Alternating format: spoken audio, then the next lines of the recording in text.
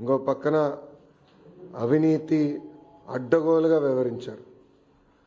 ప్రతిపక్షానికి వచ్చిన తర్వాత ఈరోజు నీతులు విలువల గురించి మాట్లాడుతూ నిజంగానే చాలా చాలా ఆశ్చర్యం ఉంది. జగన్మోహన్ రెడ్డి గారిలో మేమందరం కోరుకునేది ఏంటంటే ఒక ముఖ్యమంత్రిగా పనిచేసిన వ్యక్తి ఉందాతనంగా మాట్లాడతారు, వాస్తవాల దగ్గరగా మాట్లాడతారు, ఒక వ్యక్తిని కించపరిచే విధంగా మాట్లాడతారని కించపరుచుకునే విధంగా మాట్లాడతారని అనుకున్నాం. కానీ ఇదంతా చూసిన తర్వాత ఇందులో ఆయనకి ఏమీ లేవు, ఏది రాదని నాకు అర్థమైంది. అధికారంలో ఉన్నప్పుడు ప్రజల్ని కలవలేదు, ప్రతిపక్షానికి వచ్చిన తర్వాత హౌస్కి రారు. అంటే ఎప్పుడు దూరంగా బతకాలని కోరుకునే వ్యక్తి జగన్మోహన్ రెడ్డి గారు. ముఖ్యమంత్రి పదవి కోసం సొంత తండ్రి శవాన్ని పక్కన పెట్టుకుని ఆనాడు సంతకాలు సేకరణ చేసిన వ్యక్తి జగన్మోహన్ రెడ్డి గారు.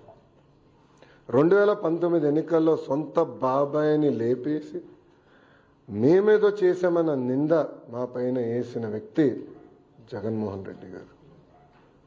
ఇంతేకాకుండా ఈరోజు ప్రభుత్వం పైన, బడ్జెట్ పైన, గౌరవ ఉప ముఖ్యమంత్రి గారి పైన మాట్లాడి చూస్తే నిజంగానే నాకు చాలా ఆశ్చర్యం వేస్తుంది. పరదాల ప్రభుత్వం ఈరోజు పోయింది.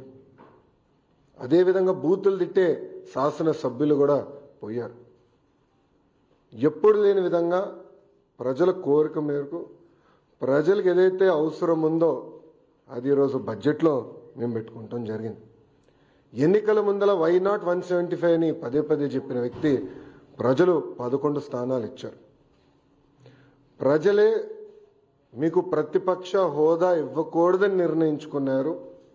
అది ఆయన ఇప్పుడు కూడా తెలుసుకోకుండా నిన్న చెప్పా వన్డే ముఖ్యమంత్రి కరెక్ట్గా హౌస్ ప్రారంభమయ్యే రోజు మొదటి రోజు వస్తారు, నాకు ప్రత్యేక హోదా క్షమించండి నాకు ప్రతిపక్ష నేత హోదా ఇవ్వాలి అని కోరుకుంటాడు, వెళ్ళిపోతాడు. మళ్ళీ ఎప్పుడు ఆయన కంపడు. అలాంటి పరిస్థితి మనందరం చూస్తున్నాం. ఇప్పుడు ఆయన ఆలోచించాలి, ఎందుకు 11 స్థానాలు ప్రజలు ఆయనకి ఇచ్చారు.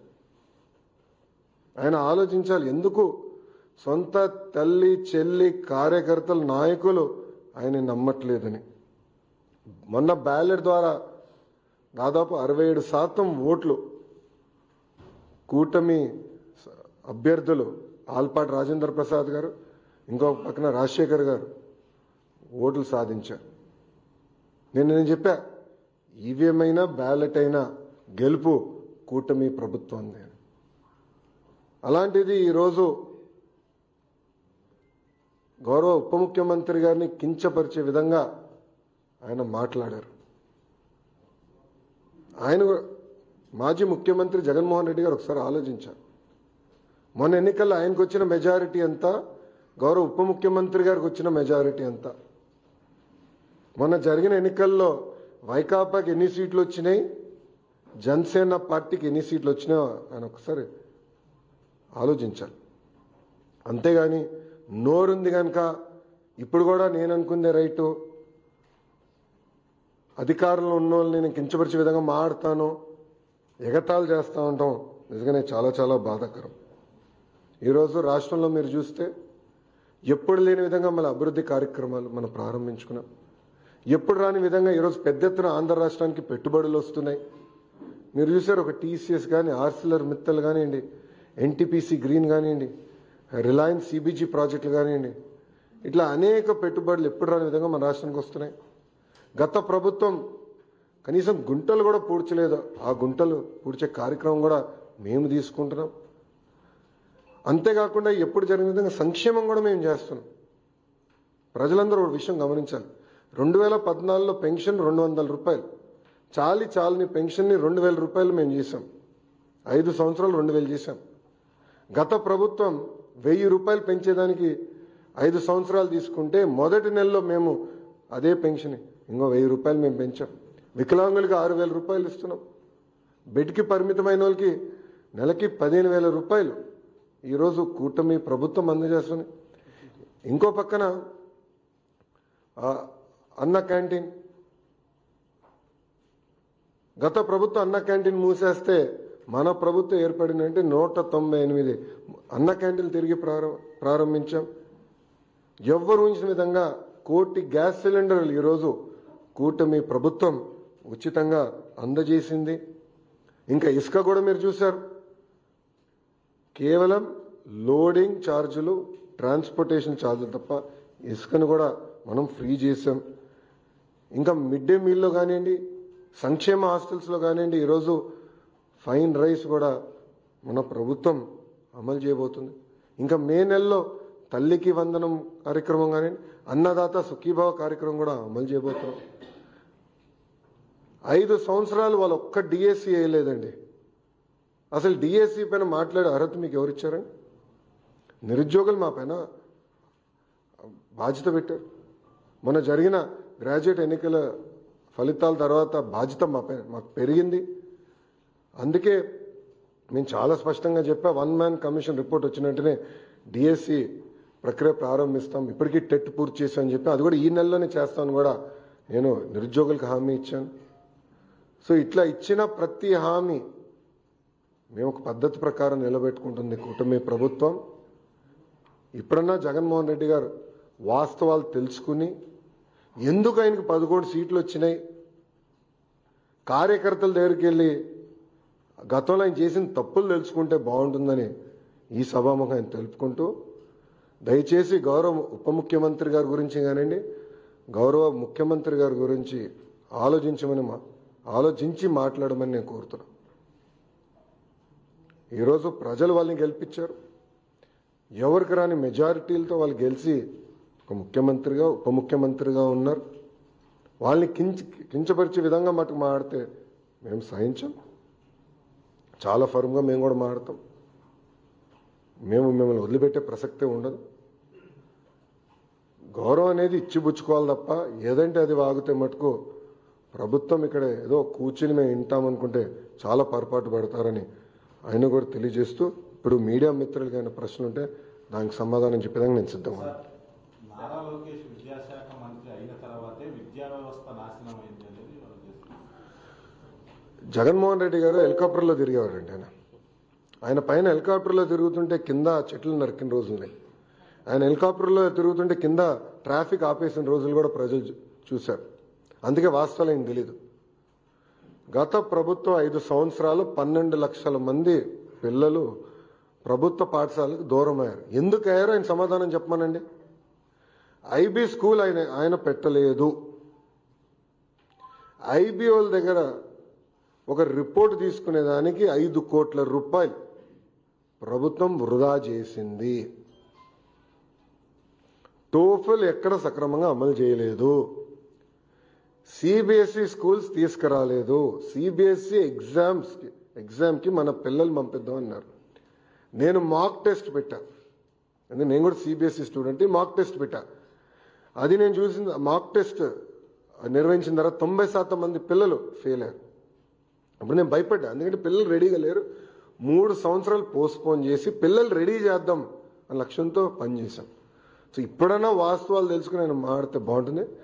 అయినా ఇంత చర్చ జరగాలంటే శాసనసభకు రావచ్చు కదండి. ఎవరు రావద్దు అంటున్నారు ఆయన? ఏంటమ్మా? మీడియా మిత్రులు మీరు అందరూ ఒకటి గమనించాలి. రోడ్లపైన పోలీసుల సంఖ్య తగ్గింది. పోలీసులు పెద్ద కంపట్ల, పరదాలు లేవు. ఎవరంటే వాళ్ళు ప్రశాంతంగా రావచ్చు. ఆయన ఒక పులివెందుల ఎమ్మెల్యేగా ఆయన హక్కులు ఉన్నాయి. ఆ హక్కులను వినియోగించుకోవచ్చు. హౌస్కి రావచ్చు. ప్రజల సమస్యల గురించి అక్కడ ప్రస్తావించవచ్చు. కానీ నిన్న ఎప్పుడైతే భారీ మెజార్టీతో కూటమి గ్రాడ్యుయేట్ ఎమ్మెల్సీలు గెలిచారో ఆయన భయం పట్టుకుని బెంగళూరు నుంచి ప్రత్యేక విమానం వేసుకుని పరిగెత్తుకుంటూ వచ్చి ఈరోజు ప్రెస్ మీట్ పెట్టారు.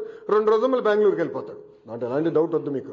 కరెక్ట్గా 2 రోజులు ఉంటే 2 రోజుల తర్వాత బెంగళూరుకి వెళ్ళిపోతాడు. సో రమ్మని చెప్పండి. ఆయన్ని రమ్మని చెప్పండి. చట్టాన్ని ఉల్లంఘించి ప్రతిపక్ష హోదా ఇమ్మంటారు ఆయనకి? ఇప్పుడు జగన్మోహన్ రెడ్డి గారికి చట్టాన్ని ఉల్లంఘిస్తాం బాగా అలవాటు స్వామి. అందుకే అన్ని కేసులు ఉన్నాయి ఆయన పైన. ఇప్పుడు రూల్స్ ఏం చెప్తుంది? పార్లమెంట్ కానివ్వండి, అసెంబ్లీ రూల్ బుక్ చాలా స్పష్టంగా 10% ఉండాలి అని చెప్తుంది. మళ్ళీ ఆయనే గతంలో చెప్పాడు కదా, గౌరవ ముఖ్యమంత్రి గారిని చూస్తూ ఆ గతంలో ఆయనే చెప్పాడు కదా, ఒక 4-5 ఎమ్మెల్యేలు లాగేస్తే ప్రతిపక్ష హోదా కూడా మీకు ఉండదు అని చెప్పాడు కదా. ఆయన ఇప్పుడు ఏమంటారంటే ప్రతిపక్షంలో ఉన్న ఏకైక పార్టీ మాదే, మాకు ఇకపోతే ఎట్లా అన్నప్పుడు రమ్మని చెప్పండి సార్. ఐ థింక్ రోల్ 11 వాళ్ళకి కేటాయించాం. రోల్ 11లో కరెక్ట్గా 11 మంది కూర్చోవచ్చు. రమ్మని చెప్పండి, చర్చిద్దాం. వాళ్ళకున్న సంఖ్య ప్రకారం, అంటే ప్రజలు నిర్ణయించిన సంఖ్య ప్రకారం టైం వస్తుంది అని మాట్లాడచ్చు. ఎవరు మాట్లాడొద్దన్నారు? ఈరోజు ప్రతి సభ్యుడికి స్పీకర్ గారు మైక్ ఇస్తున్నారు, డిప్యూటీ స్పీకర్ గారు మైక్ ఇస్తున్నారు.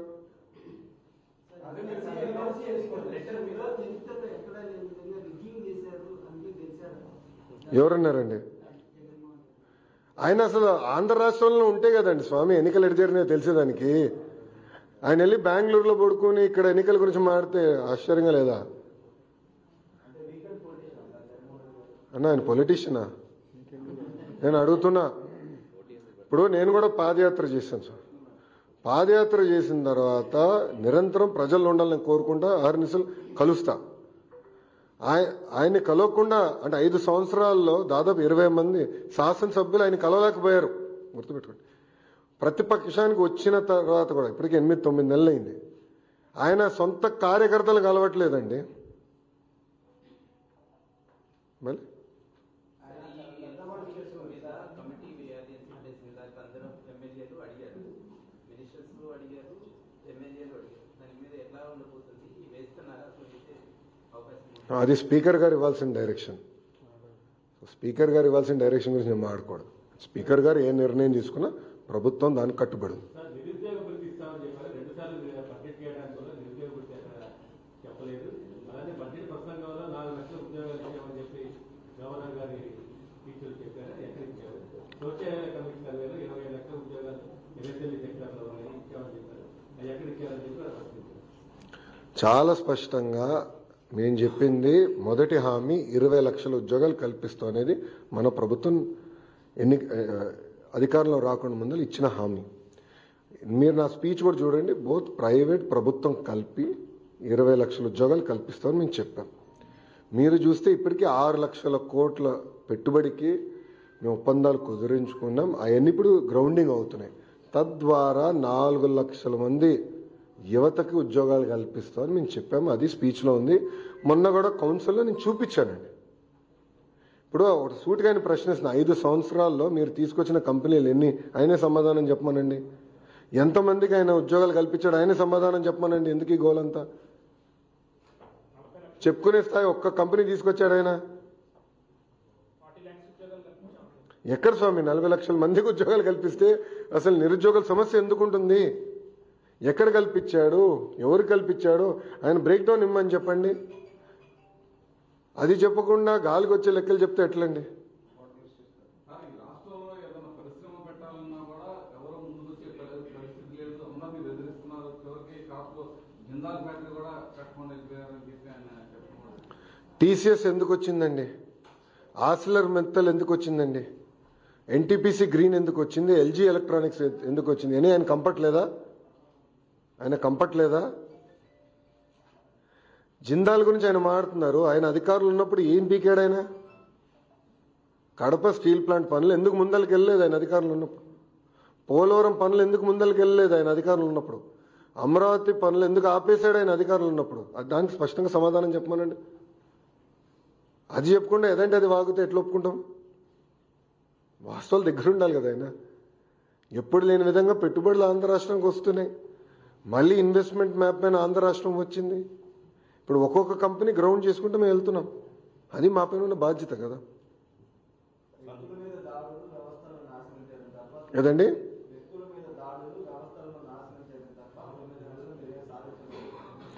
ఏ వ్యవస్థను నాశనం చేశాం మేము? సూటిగా జగన్మోహన్ రెడ్డి గారిని ప్రశ్నిస్తున్నా. ఏ వ్యక్తి పైన మేము దాడి చేశాం?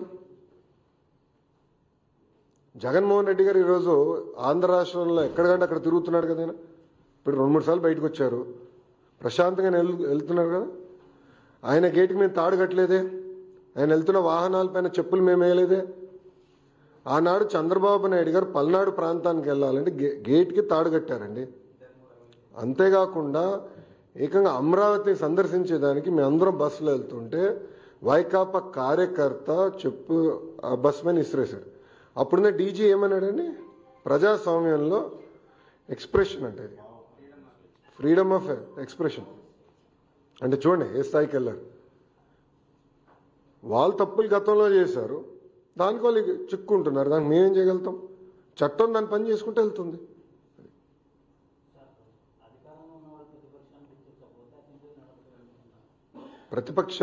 వాళ్ళు ప్రతిపక్షంలో ఉన్నారని ప్రజలే గుర్తించారు. అందుకే ప్రజలు వాళ్ళు అక్కడ కూర్చోబెట్టారు.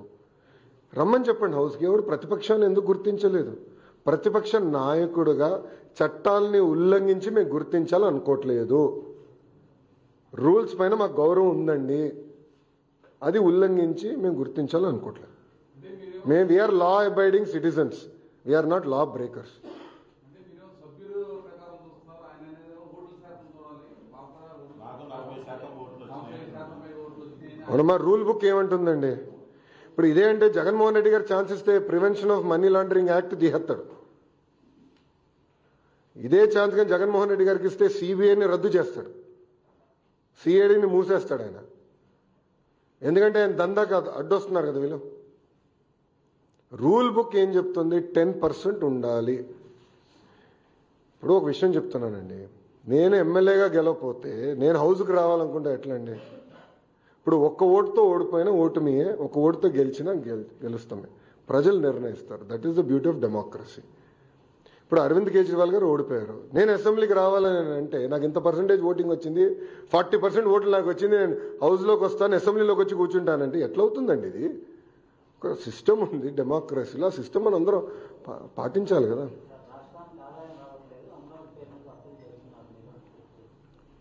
రాష్ట్రానికి ఆదాయం రావట్లేదని ఆయనకి ఎవరు చెప్పారండి? ఏ కలలు కంటున్నాడు ఆయన? ఏ ఆత్మ చెప్పిందో మరి? ఎందుకంటే ఆయనకు ఆత్మలతో మాడతాం బాగా ఇష్టం స్వామి. రాత్రి ఒక ఆత్మతో మాడతాడు, పొద్దున ఒక నిర్ణయం తీసుకుంటాడు. రాష్ట్రం వాళ్ళు చేసిన విధ్వంసం వల్ల ఆదాయం పడిపోయింది. దారి తప్పిన రాష్ట్రాన్ని సరైన దారిలో మేము పెట్టాం. ఈరోజు ఆదాయం పెరుగుతుంది. 1 by 1 సెట్ చేసుకుంటా మేము వస్తున్నాం. అమరావతి వన్స్గా నేను చెప్తున్నా, it is a self financing project. కేంద్ర ప్రభుత్వం 15,000 కోట్లు అమరావతికి నిధులు కేటాయించింది. ఆ నిధులు మేము ఖర్చు పెడుతున్నాం. దానిపైన ఉన్న ఇంట్రెస్ట్ కానీ టర్మ్ పేమెంట్ కానీ అది కేంద్ర ప్రభుత్వం చేస్తుంది. పోలవరం ప్రాజెక్టుకి నిధులు ఈరోజు మంజూరైనవి. అంతెందుకండి, ఎన్నికల ముందల విశాఖ స్టీల్ ప్లాంట్ ప్రైవేటీకరణ అవుతుందని చెప్పిన వాళ్ళు వైకాపా నాయకులు. ఈరోజు కూటమి ప్రభుత్వం కలిసికట్టుగా పోరాడి విశాఖ స్టీల్ ప్లాంట్ని ప్రైవేటీకరణ జరగకుండా చేసుకున్నాం. అది మాకున్న చిత్తశుద్ధి. 13,000 కోట్ల రూపాయలు అండి. కేంద్ర ప్రభుత్వం 11,000 కోట్ల రూపాయలు, రాష్ట్ర ప్రభుత్వం సుమారుగా 2,800 కోట్ల రూపాయలు. రెండు జోడించుకుని విశాఖ ఉక్కుని మేము కాపాడుకున్నాం. అది దాని గురించి మాట్లాడమనండి.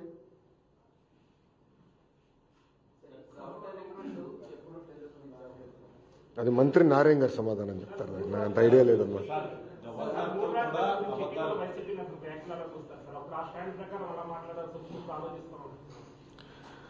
అంటే ముందల జగన్మోహన్ రెడ్డి గారికి సబ్జెక్ట్ మీద క్లారిటీ ఉంటే బాగుంటుంది కదా. మీడియా మిత్రులు వెళ్ళినప్పుడు అడగాల్సింది ఆయన స్టాండ్ ఏంటో అమరావతి పైన.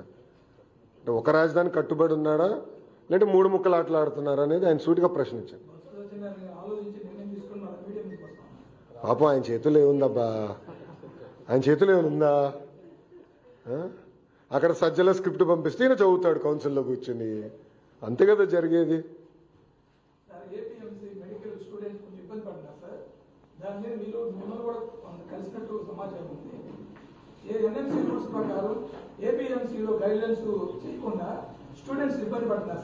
No.